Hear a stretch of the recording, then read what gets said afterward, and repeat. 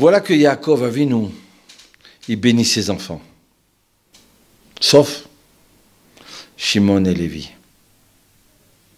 Il leur dit, mauvais est ta colère, votre colère. Maudit est votre colère. Attends. Et là maintenant, qu'est-ce qu'on voit? On voit, c'était quoi cette colère-là de Shimon et Lévi? C'est parce que les enfants de Shrem, ils ont fauté. Le chef de Shrem, il a violé Dina.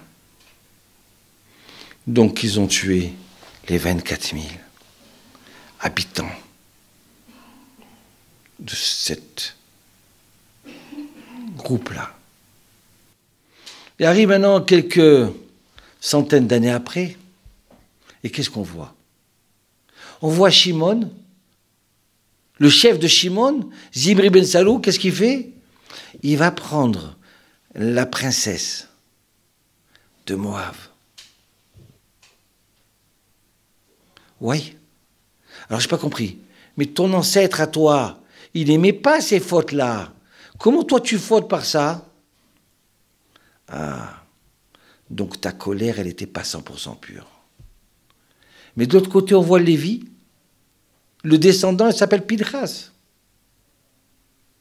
qui continue à réfuter cette faute-là, à haïr cette faute-là. À un tel point que quand Pinchas il vient, il commence à avoir une épidémie dans le peuple d'Israël. Il va lui avoir 10 miracles, jusqu'à qu'il va tuer Zimri ben Salou, avec la princesse. Donc on voit qu'en fin de compte, à la base, l'acte de Lévi, il était pur. Avec l'acte de Shimon, il n'était pas pur. On voit de là que quoi? Que grâce à cet acte de Pinchas, qu'est-ce qui a marqué? Je vais donner mon alliance, le shalom à Pinchas. Le Midrash, il dit que tout le monde se moquait de Pinchas. Regarde qui c'est celui-là. Son grand-père, c'était un type qui faisait l'idolâtrie. Et maintenant, lui, il veut nous apprendre.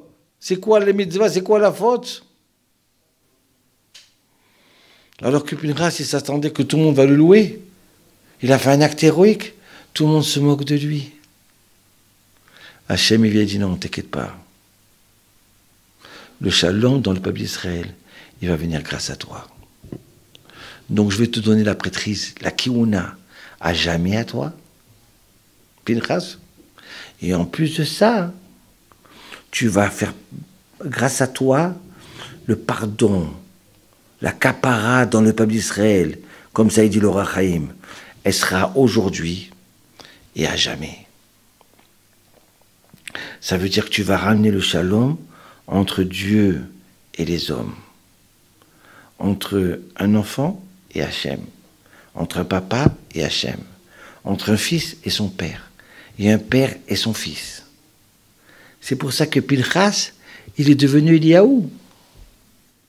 Parce que l'acte de Pinchas, c'était pas un acte de vengeance, c'était pas un acte de cruauté, c'était un acte qui, au fin fond, c'était quelque chose de bonté. Il voulait protéger le peuple d'Israël.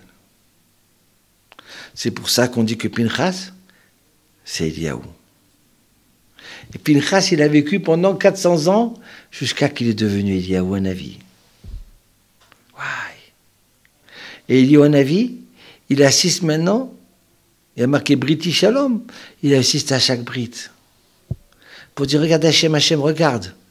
Dieu, mon Dieu, regarde. Tes enfants, ils continuent l'alliance avec toi.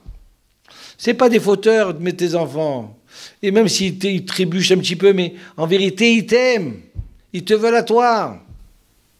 C'est pour ça que Eliaou Hanavi, il va venir avec le Mashiach. Il va annoncer le Mashiach. Il va nous réveiller nos cœurs pour refaire le droit chemin. C'est pour ça que le samedi soir, qu'est-ce qui a marqué? Dès que le samedi soir, le seul Shabbat, il sort, qu'est-ce qu'il fait lui en avis? Il prend un grand livre. Et il écrit avec une plume. Pourquoi? Pour parler des mérites du peuple d'Israël. Ici, regardez. Lisa, elle a fait Shabbat. Regardez. Lucia, elle a fait ça. Elle s'est pas énervée. Et il écrit, et regardez Yosef, la mitzvah qu'il a fait pendant Shabbat. Et regardez Yitzhak, la tzedaka qu'il a donnée. Tous les samedis soirs, qu'est-ce qu'il fait lui en avis? Il écrit les bons actes du peuple d'Israël. Il regarde chaque juif de bon côté. Vous comprenez pourquoi samedi soir on chante Eliyahu Ad-Navi, Eliyahu Ad-Tishbi. Pourquoi? Parce qu'on est content. On a un défenseur. On a quelqu'un qui nous regarde avec des yeux attendris et qui écrit nos mitzvot à nous. Allez, Shavua Tov.